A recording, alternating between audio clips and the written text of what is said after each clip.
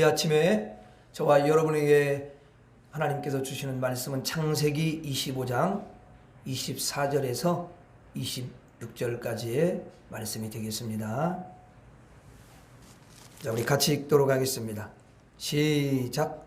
그 해산 기한이 찬즉 태에 쌍둥이가 있었는데 먼저 나온 자는 붉고 전신이 털옷 같아서 이름을 예서라 하였고, 후에 나온 아우는 손으로 예수의 발꿈치를 잡았으므로 그 이름을 야곱이라 하였으며, 리브가가 그들을 낳을 때에 이삭이 60세였더라. 아멘.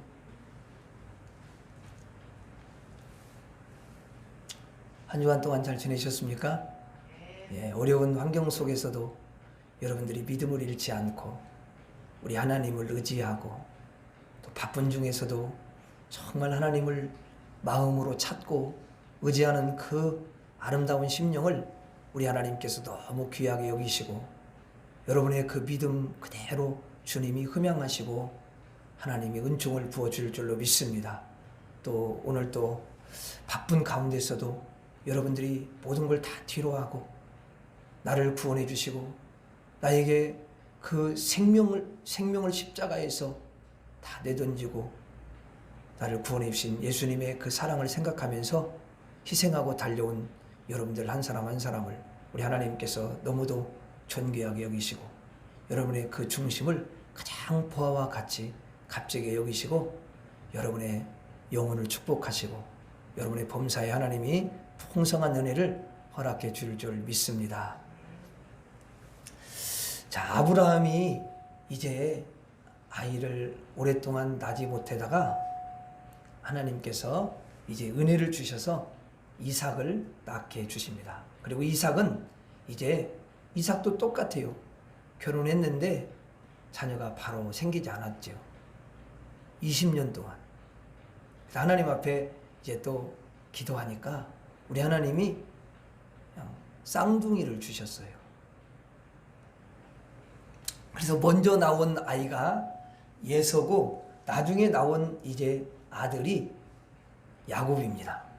근데 성경은 누구에 대해서 아주 길게 기록을 하고 있냐면 야곱에 대해서, 큰아들보다 둘째 태어난, 물론 쌍둥이지만 동시에 거의 태어난 거죠.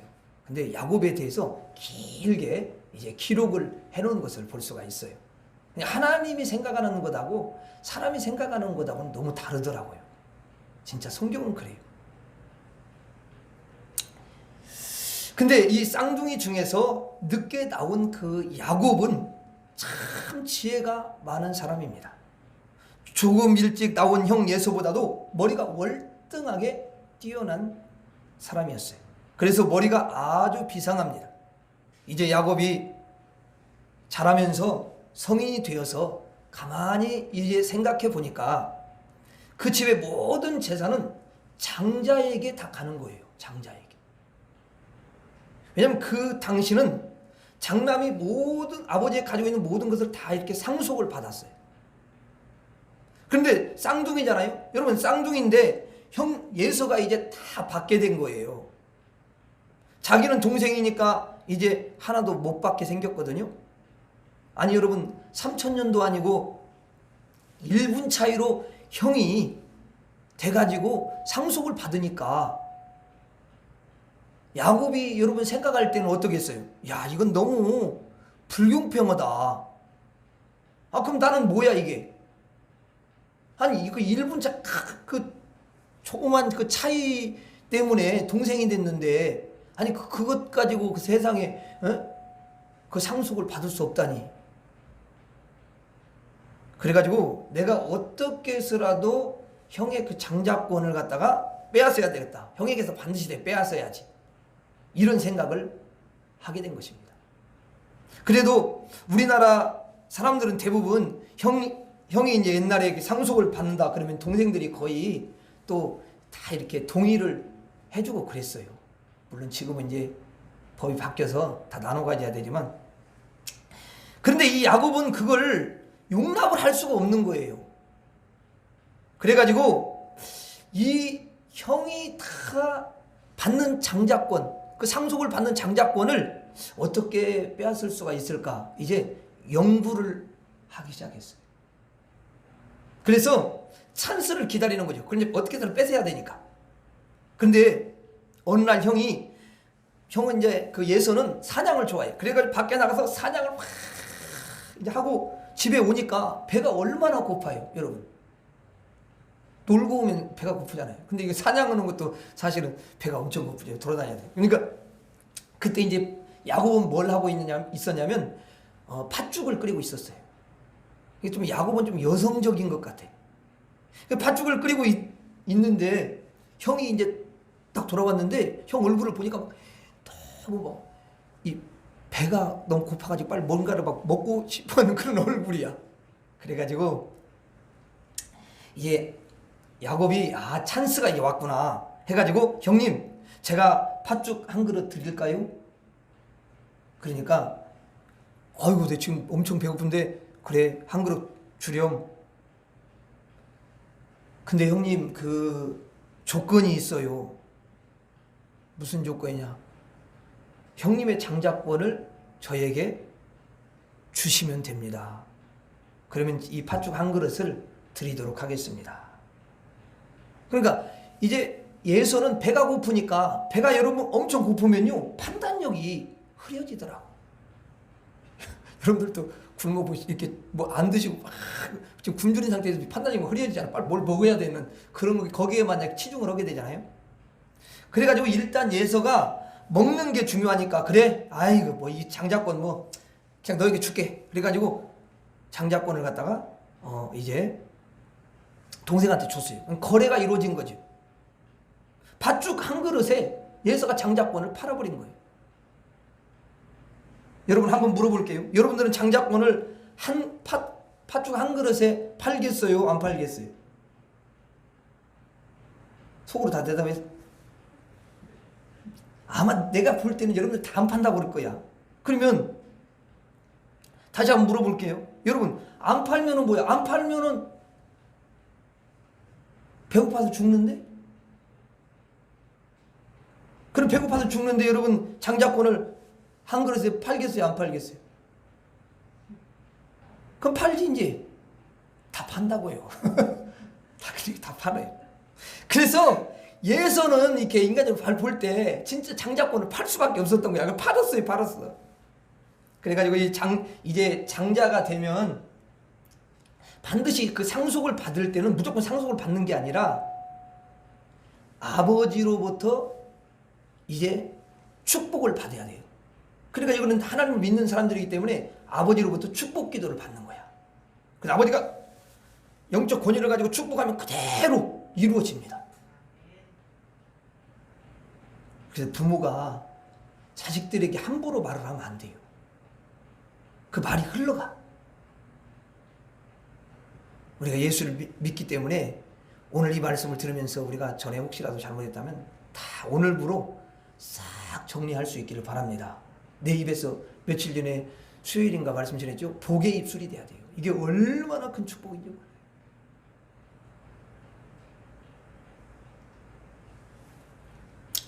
그래 아버지에게 축복 기도를 받음으로써 이 장자의 여러분 권한이 자기에게 오는 거예요. 최종적으로 획득을 하는 것입니다. 그래서 이제 아버지에게 축복 기도를 결국은 이제 받아야 되는데 원래는 누가 받아야 돼요? 예서가 받아야 되잖아요. 그러니까 이제 야곱이 아버지로부터 축복 기도를 받아야 되니까 꾀를 써야 되는 거야. 원래는 장자는 아닌데 장자를 뺏었는데 아버지한테 축복을 받지 않으면 절대로 그 축복은 오지를 않으니까. 그러니까 여러분 야곱이 얼마나 또 머리가 좋습니까? 그래가지고 이제 형은 사냥을 막 좋아하고 날 때부터 좀 털이 이렇게 있어. 그래갖고 손에 막 털이 북실북실하고 목 있는데 털이 막 있는 거야. 남성적이야 아주. 근데 야곱은 팥죽이나 끓이고 엄마 심부름이나 하고 요리하는 거 그런 걸 너무 좋아하거든요. 그래서 예서는 남성적이기 때문에 이제 손이나 목에 이렇게 털이 있어요. 그래가지고 이 야곱이 어떻게 하면은 내가 형의 그 저기 뭐냐 손같이 털이 있게 하고 목에 이렇게 털이 있도록 그렇게 할까? 근데 거기에서 이제 지혜가 딱 떠오르는 거죠. 그래가지고 염소 새끼 가죽을 이렇게 벗겨가지고 그 손에다가 싹 이렇게 입혀요, 붙여요, 거기다 목에다가 붙여. 그러니까 털이 있게 되는 거잖아 이게.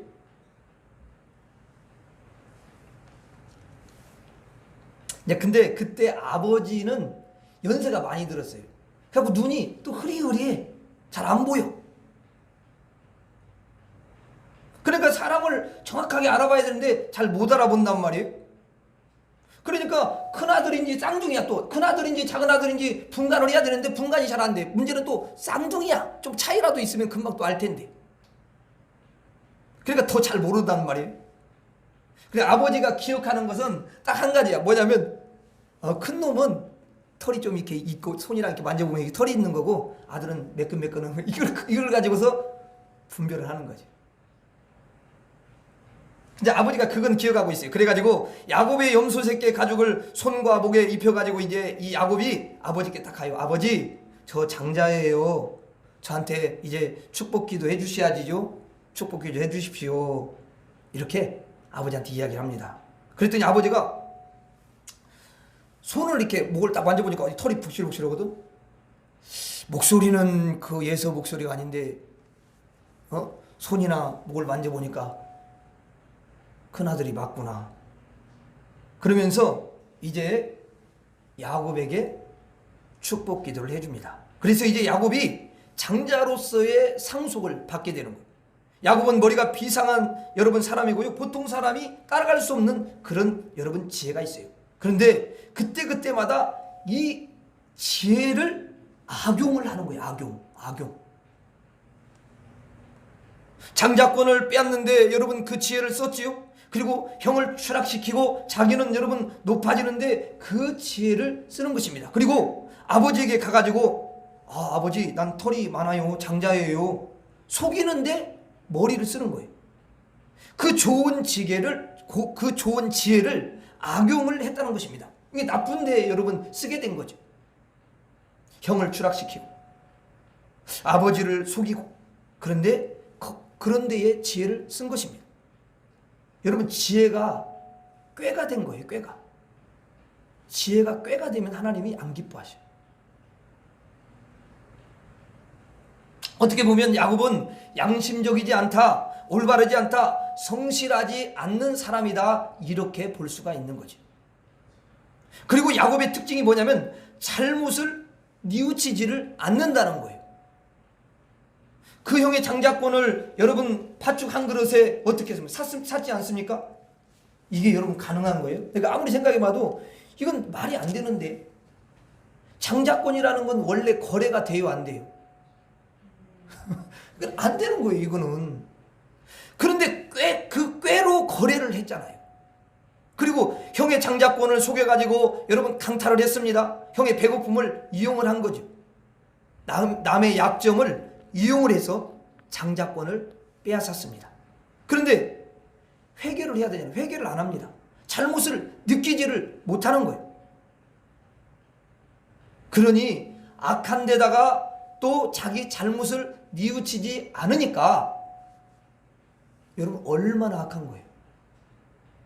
이게 뭐냐면 야곱의 특징입니다. 그리고 무엇보다도 아버지를 속였지 않습니까?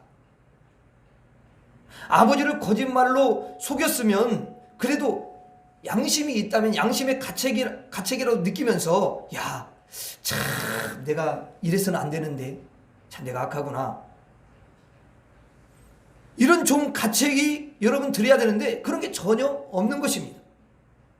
여러분들은 그래도 그 정도로 만약에 속였다면은 여러분들 같으면 한 3일 정도는 이게 밤을 새우면서 내가 참 보니까 내 속이 너무 악하구나, 내가 너무 나쁜 사람이야, 그럴 것 아니겠습니까? 그렇죠? 제가 잘못 봤나?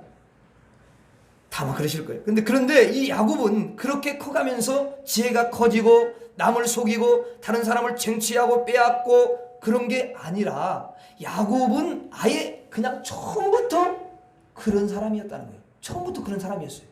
자, 제가 그냥 지어내서 말을 하는 말이 아니고, 자, 오늘 본문 말씀 26절을 한번 봐요. 26절. 자, 26절 시작. 후에 나온 아우는 손으로 예서의 발꿈치를 잡았으므로 그 이름을 야곱이라 하였으며 리브가가 그들을 낳을 때에 이삭이 60세였더라.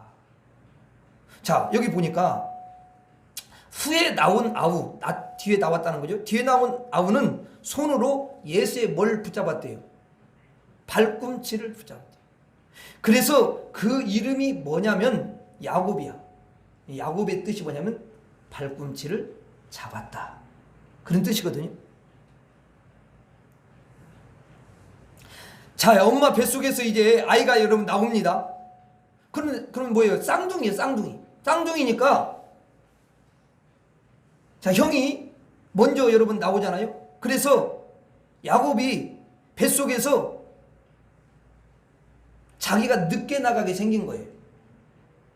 그래서 늦게 나가면 안 되잖아요. 왜냐하면 장자가 안 되니까. 형보다 빨리 나가야지. 그래가지고 형의 발꿈치를 탁 붙잡았다는 거예요. 그러니까 태어날 때부터 아주 기가 막힌 사람입니다. 요거는 나중에 여러분 커가면서 나빠진 게 아니라 아예 날 때부터 나쁜 거야. 날 때부터. 그래가지고 형을 잡아당겨가지고 못 나가게 여러분 만드는 거죠. 왜 먼저 나가냐? 못 나가게 잡는 거죠. 그리고 자기가 먼저 나오려고 했던 거예요. 물론 이때는 의식이 있어요, 없어요? 없어요. 의식이 없기 때문에 뭐 내가 형보다 먼저 나가야지, 그런 의식 때문에 여러분 그렇게 한 게 아니고, 또 형이 먼저 나가면 장자권을 형이 받겠지? 그러면 안 되지? 그런 생각을 여러분 한 게 아니에요. 그런데 뭐냐면 본능이 있어, 본능. 본능이 그것을 막아버렸다고 말이에요, 본능이. 어떤 여러분, 제가 며칠 전에 이제 이렇게 스마트폰에서 그 새들이 알을 낳았는데 그 참새하고 좀 비슷한데 그 이름이 생각이 안 나는데, 이제 알을 낳았어요. 그러면 이제 그 새들이 알을 낳으면 알이 이제 크기가 있잖아요. 그래서 그 새가 둥지에다가 4개의 알을 낳습니다. 4개. 그랬더니 조금 있다 보니까 뻐꾸기 알잖아요. 뻐꾸기가 확 오더니 그 둥지에다가 알을 하나 낳고 가는 거야. 그 둥지에다가. 그러니까 알이 몇 개 됐어요? 5개 된 거야. 그리고 뻐꾸기는 멀리 가가지고 지켜보고 있는 거야, 저렇게. 저는 그 관심이 없어. 그냥 알만 낳고 그냥 지켜보고 있는 거야. 그랬더니 이제 2종류가 부화가 되는 거예요. 2종류가.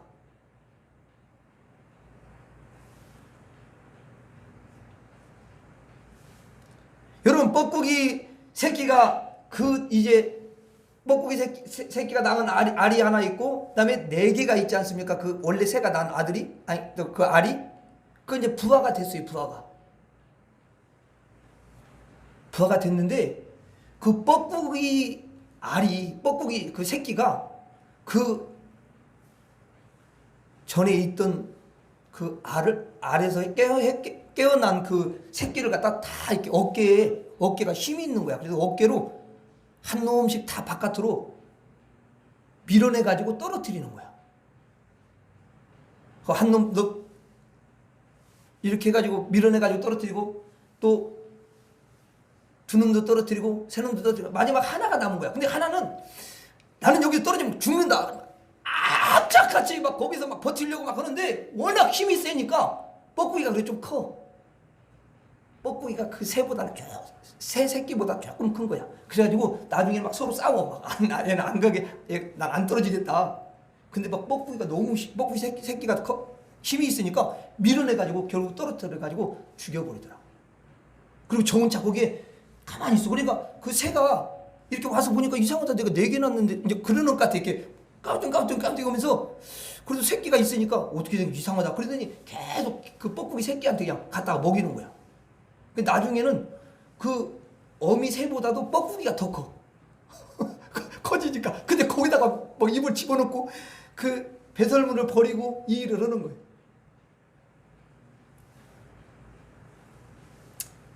여러분, 그래서 지금 산에서 이러한 일들이 계속 벌어지고 있는 거예요. 이 새끼가 뭘 알겠어요? 이 새끼가 여러 가지 생각을 하겠습니까? 본능이지. 본능으로 그렇게 하는 거예요.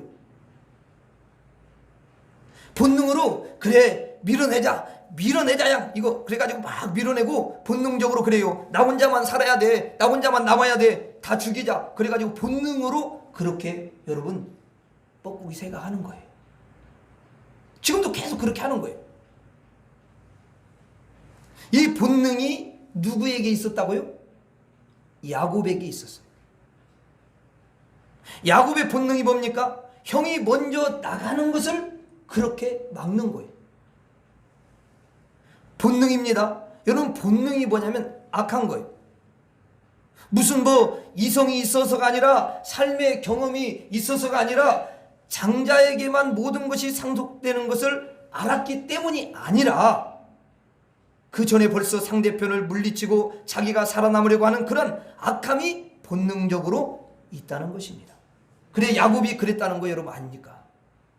그래서 야곱의 이름이 뭐냐? 형의 발꿈치를 잡았다. 그 뜻입니다. 이걸 좀 더 해석을 하면 상대편을 무너뜨린다. 상대편을 제압한다. 상대편을 끊어낸다. 그리고 내가 더 높이 올라간다. 이런 뜻입니다. 야곱이라는 뜻이 악하다는 뜻이에요. 한마디로 말하면 그래요. 야곱의 이름이 악한 거죠. 인간의 원래 이름은 누구든지 다 야곱입니다. 이름이 그래요. 이름이 다 야곱이. 다른 사람의 행복보다는 다른 사람의 행복을 무너뜨리고 내가 행복해지기를 바라는 본능이, 섬김이 없는, 사랑이 없는, 희생이 없는 본능이 악한 존재라는 것입니다. 이게 사람의 이름이에요. 그래서 야곱이라는 이름의 뜻은 악한 자, 죄로 물든 자라는 뜻입니다. 그래서 야곱은 평생 살아가면서 야곱이라는 이름, 악한 자라는 이름으로 살아간 겁니다. 사실은 야곱만 그런 게 아니라 우리 모두는 이름이 야곱입니다. 의로움이 없습니다. 우리에게는 정결함, 깨끗함, 사랑, 헌신, 섬김, 희생, 이런 이름은 사람에게는 없습니다. 그런데 놀라운 일이 벌어져요. 하나님이 예서와 야곱이 있을 때에 야곱을 택하신다는 것입니다. 아니 여러분, 이렇게 어떻게 이렇게 죄가 많고 야비하고 거기다가 또 잘못을 뉘우치지 않고 회개하지도 않는, 아니 이런 사람을 하나님이 택하실 수가 있을까? 그러고서 하나님이 자녀를 여러분 삼는 거예요. 어떻게 보면 하나님이 참 이상한 하나님 같고 도저히 이해할 수 없고, 아니 이렇게 악한 자를 하나님이 택하시다니. 그런데 하나님이 형편없는 이런 야곱을 택하심으로 말미암아 저와 여러분들을 택하신 줄로 믿습니다. 이 야곱의 택하신 이유는 앞으로 이와 같은 야곱과 같이 악한 자를 내가 택하리라, 이렇게 선언을 하시는 것입니다. 증거를 하는 거예요. 야곱을 택해 주셔야 내가 택함을 받는 거예요. 왜냐? 우리 모두는 야곱같이 악한 사람들이니까, 야곱같이 죄인들이기 때문에 우리가 택함 받으려면 야곱을 택해 주셔야 되는 줄로 믿습니다. 그래서 하나님은 불공평하신 하나님이 아니에요. 이렇게 말도 안 되는 사람을 택한 것이 이상한 것이 아니라는 거예요. 그것은 사랑이고 그 후에 태어나는 수많은 악한 사람들을 선택하기 위해서 선포해 주신 줄로 믿습니다. 어떤 분은 그렇게 말하는 분도 있으시겠지요? 아니 하나님이 어떻게 이런 악한 자를 택하십니까? 비열한 자를 어떻게 택하실 수가 있냐고요? 하나님 참 이상하시네. 그렇게 말하겠지만 하나님은 깊은 뜻이 있는 거예요. 하나님은 인격이 결여된 자를 택하시고 죄로 물든 자를 택하시고 회개하지 않는 더 이상 불가능한 자를 여러분 택해 주시고 구원하여 주시는 줄 믿습니다. 도저히 천국 갈 수 없고 마땅히 지옥 갈 수 없는 그런 존재를 찾아오시고 자녀 삼아주시고 택하여 주시는 줄로 믿습니다. 그래서 우리가 주님의 은혜와 사랑을 받게 되는 거예요. 하나님이 야곱을 택하신 것은 복인 줄 믿습니다.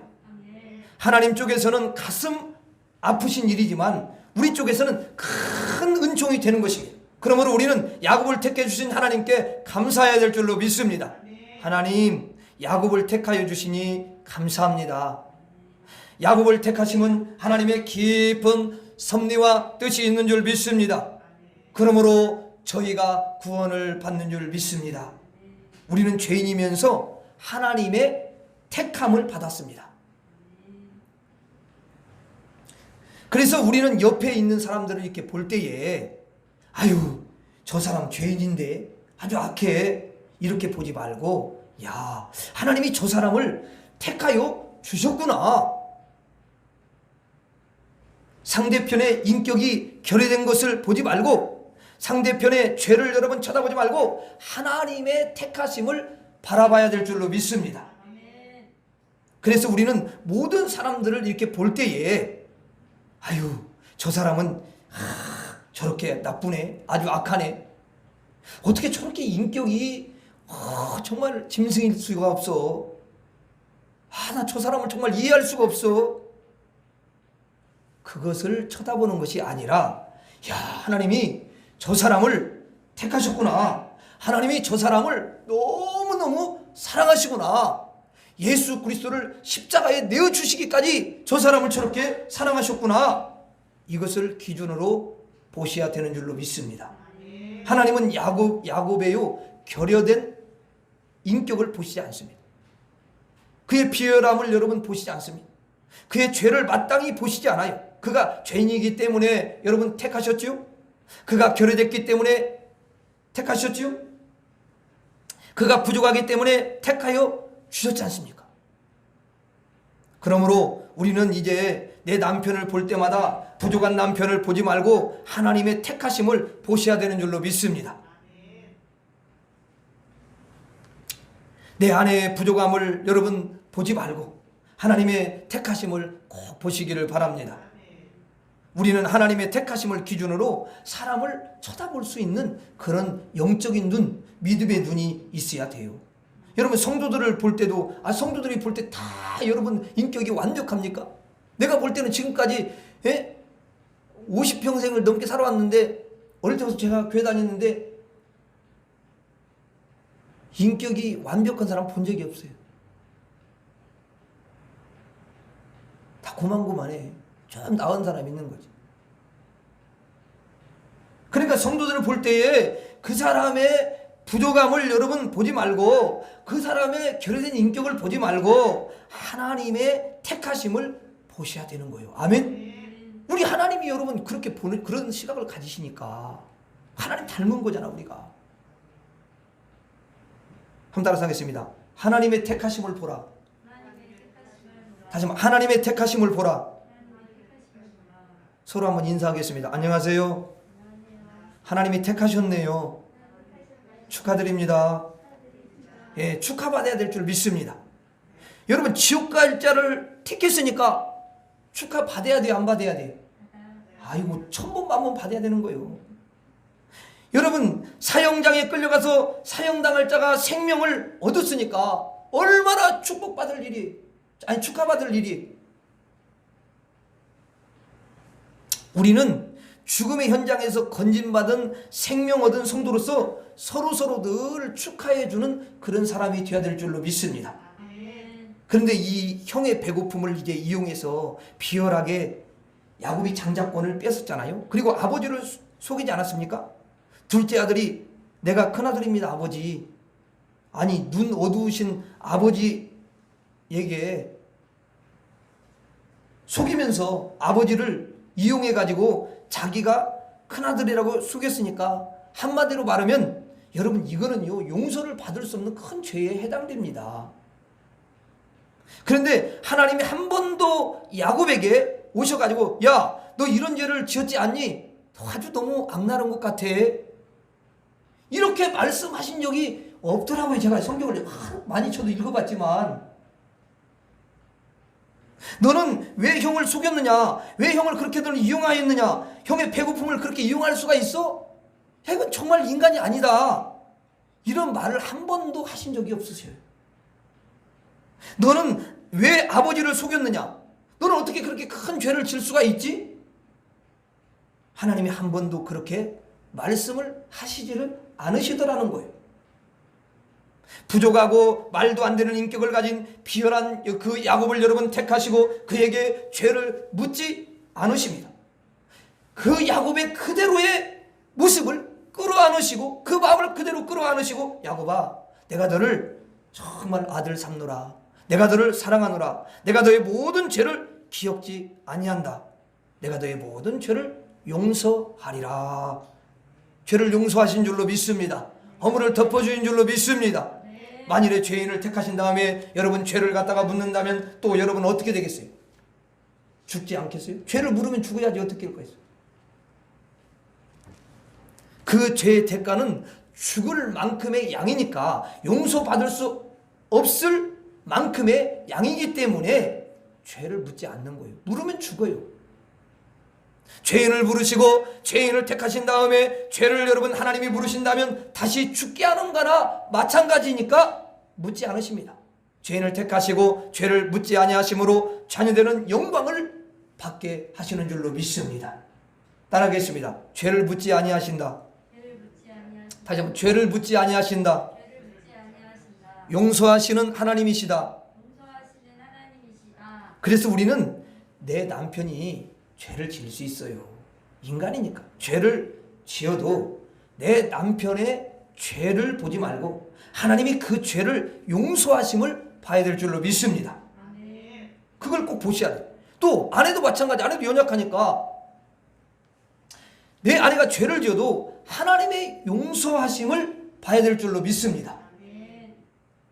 옛날에는 그러지 않은데 요즘에는 사모님도 연약함이 있잖아요. 그렇죠? 그런데 그 연약함을 보지 않고 하나님의 용서하심을 보게 되더라고요. 그게 주님을 닮은 마음인 줄로 믿습니다. 우리는 사람의 죄를 순간순간 이렇게 보면 실망할 때가 있어요. 근데 여러분, 실망하지 마세요. 사람은 누구든지 실수하고 허물이 있고 죄인입니다. 그게 나오는 게 정상이야. 누구든지 그럴 수밖에 없는 것을 가지고서 문제를 삼으면 여러분 어떻게 합니까? 하나님의 용서를 보는 성도들이 되시기를 주의 이름으로 축원합니다. 하나님은 여러분들의 모든 죄를 용서하시고 지금도 덮어주시고 계신 줄로 믿습니다. 따라서 하겠습니다. 하나님의 용서하심을 보라. 다시 한번, 하나님의 용서하심을 보라.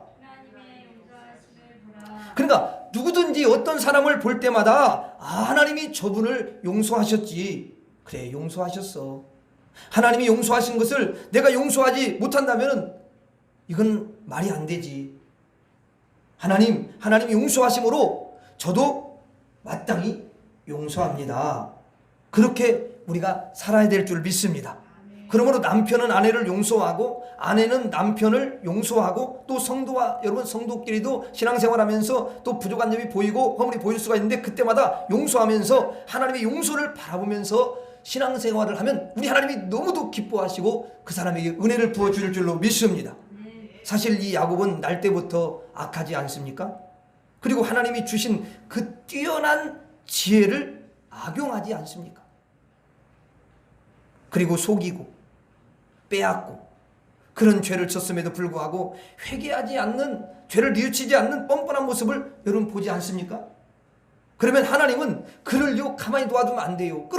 내려야 돼요. 심판하셔야 돼요.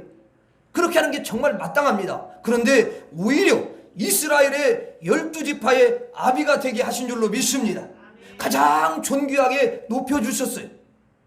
이스라엘의 12지파의 아비가 야곱이 되었습니다. 야곱에게 12지파의 야곱에게서 12지파의 아들이 나오도록 하셨어요. 그래서 그 자손들이 계속 번창해서 하나님의 백성, 이스라엘 백성이 되었던 것입니다. 그 모든 이스라엘 백성들의 조상이 되도록 하나님이 야곱을 존귀하게 높여주신 줄로 믿습니다. 하찮은 인간을, 지옥 갈 수밖에 없는 인간을, 악한 인간을 하나님이 택하여 주셔서 그 죄를 다 다 용서하시고 덮어주시고 가장 존귀한 자리로 높여주신 줄로 믿습니다. 하나님은 우리에게 그렇게 대우를 해주신다.